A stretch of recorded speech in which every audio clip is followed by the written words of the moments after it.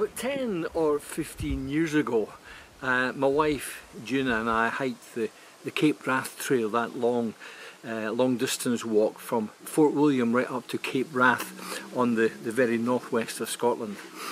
It was a fantastic trip in many ways, and it was the first long backpacking route that I had walked wearing Keen shoes, American company Keen. What I really liked about them was the big roomy box toe, and that trip sort of started a kind of long affair with Keen shoes, walking shoes and walking boots.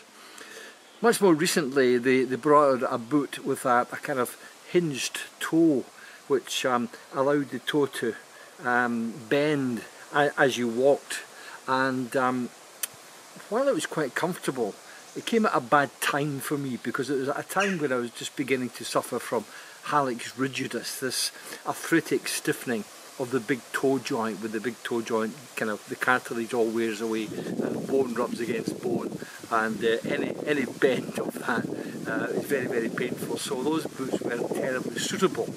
But once I had the operation and had the toe fused, and even with the toe fused, I mean, there's still a certain amount of bend in the toe, I could wear those boots again, and they've been really, really comfortable.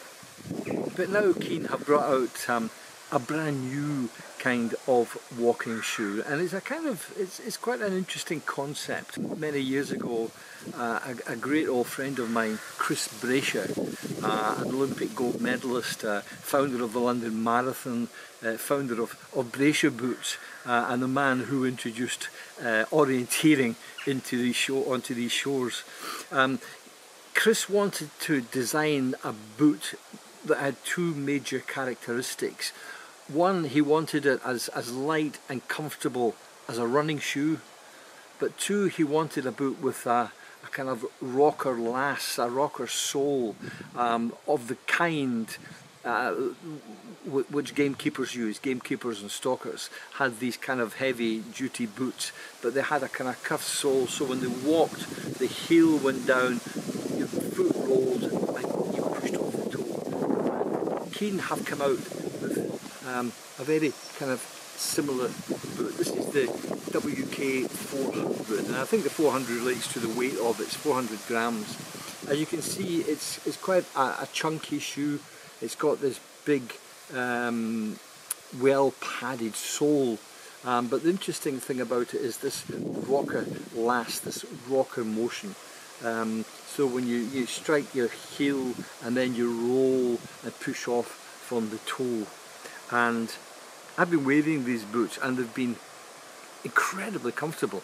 I don't know whether it's just because I'm a kind of recovering hallux rigidus fused toe person and they kind of suit me, but I certainly do find them very, very comfortable.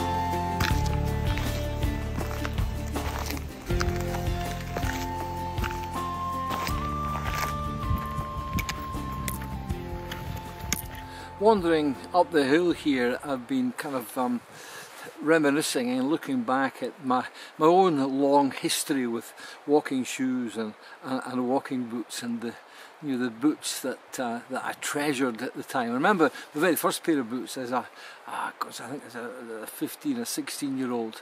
I got into an Army Navy store in Glasgow and bought a pair of what I call lugged boots. They're basically working men's boots, and without the steel toe caps, I have to say. But they had a good Vibram type sole. It wasn't a Vibram sole, but it's a good lug sole, and to me they just looked like, you know, the proper climbing boots. And a short time after that, I actually bought my first pair of Italian climbing boots. I can't remember what they were called, but they're one of the Italian companies, and I treasured those boots. I loved them. They were the sort of boots that Walter Bonatti and some of the great Italian and French alpinists would have worn. And you know, what was good for the high Alps wasn't necessarily good for Scottish hills, and especially for a 16, 17-year-old. But I loved those boots. Eventually, I took the steel shank. They had a steel shank in them, which made them very stiff and actually quite heavy. And I remember I got a cobbler to take the steel shank out and replace it with a sort of plasticky type shank that was a bit softer. But anyway, I had those boots for a long while. But the thing about those boots was quite interesting. They were very, very narrow. They were made on a very narrow last, as though Italians and French and continental climbers had much narrower feet than we Brits.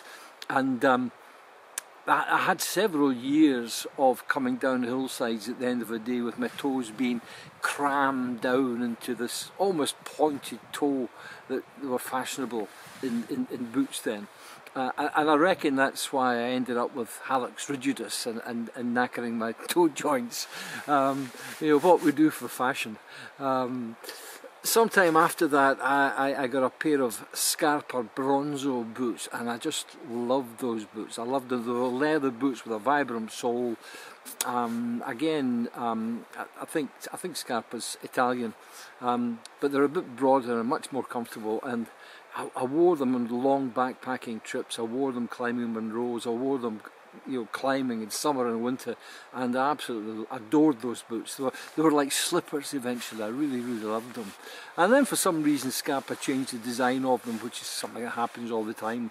And you know, when I got another pair, they really didn't suit my feet very much. But at that time, it was quite interesting. There was a kind of development taking place in the UK, looking at lightweight boots. For walkers and hill walkers and whatnot. And Carrymore were very much at the start of that. Carrymore, the KSB, the Carrymore sports boots, they were quite lightweight, and as indeed was the great Chris Brasher with his Brasher boots, lovely lightweight boots. But at that time we began to experiment a wee bit with running shoes. New Balance running shoes, I seem to recall, were quite common. Reebok, almost felt running shoes, seeing what they were like, you know, for hill walking. And I think a bunch of us kind of realised very quickly that we didn't really need boots for much of the year. Fine in the winter time when you want that wee bit extra protection around your ankles, but you know, boots don't actually offer you a lot of protection around your ankles as people would claim. If you look at the ankle cuff of a boot, it's very soft and there's not a lot of protection in it. The real key thing is to have a good stiff heel counter, something that will hold your heel in place. And if you've got a good stiff heel counter and your heel is held in place in the boot, then your ankle will be fine. And some of the manufacturers started to produce shoes like that. I've mentioned Keen, and of course I'm wearing Keen shoes today, trying these new Keen WK400 shoes. I haven't worn boots for summer, spring or autumn hill walking for a long time. I still wear boots in the winter because you need boots that will take a cramp on and all that kind of stuff. But generally speaking, I gave up on boots a long time ago. Indeed, my good friend Chris Townsend, probably the most prolific of all our long distance walkers in this country, quite normally wears sandals in the summertime. I've never quite gone that far. I have tried them, but I find my feet just a bit too exposed in sandals. But I do wear walking shoes. Well, it's quite interesting. A number of years ago there was a fashion for very, very thin soled running shoes. I think the fashion was called barefoot running, and the idea was that you could, your foot could feel the terrain you were walking or running over, and that really became quite popular. It never appealed to me particularly. I don't really want my feet to feel every stone and every tree root and everything else that I'm walking over, so I never quite took to that. But almost immediately on the back of that came the opposite, when a company called Hoka brought out running shoes with a big thick wedged sole, and it seemed to me that athletes switched very quickly from the barefoot idea, the barefoot fashion, onto these thick-soled Hoka shoes, and of course other manufacturers who then followed on. And I'm told by athletes now that the number of injuries that they receive since wearing these thick-soled has reduced dramatically. So for reducing injuries, it's quite apparent that these thick-soled boots, thick-soled shoes rather, are really helpful.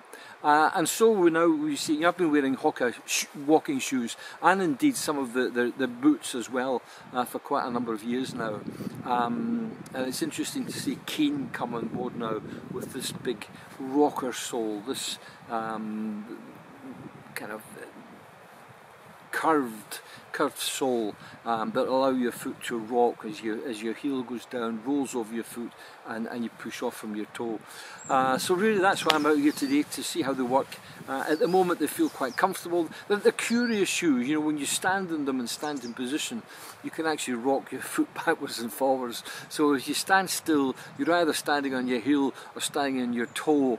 It's quite uncomfortable to stand in the middle bit, because that sort of arch goes onto into your I was going to say wheel arch. It goes into your foot arch, and it can be quite uncomfortable. It puts quite a lot of pressure. But strange enough, once you start walking, you don't really feel that sensation, and what you do feel is a kind of almost as though the shoe is rocking you forward into forward momentum, that you're kind of moving forward with aid, a little bit of aid. So quite interesting. So there you go, a kind of a potted history, if you like, of my own relationship with boots and shoes over the years.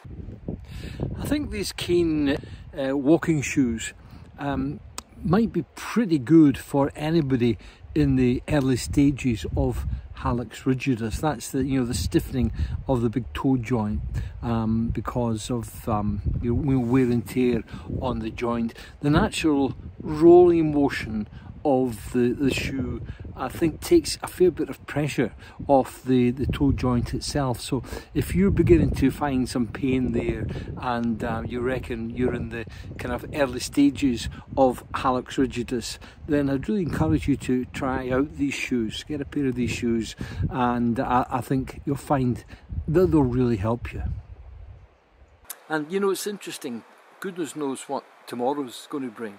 What's the next development going to be in walking shoes and hill walking shoes? Who knows?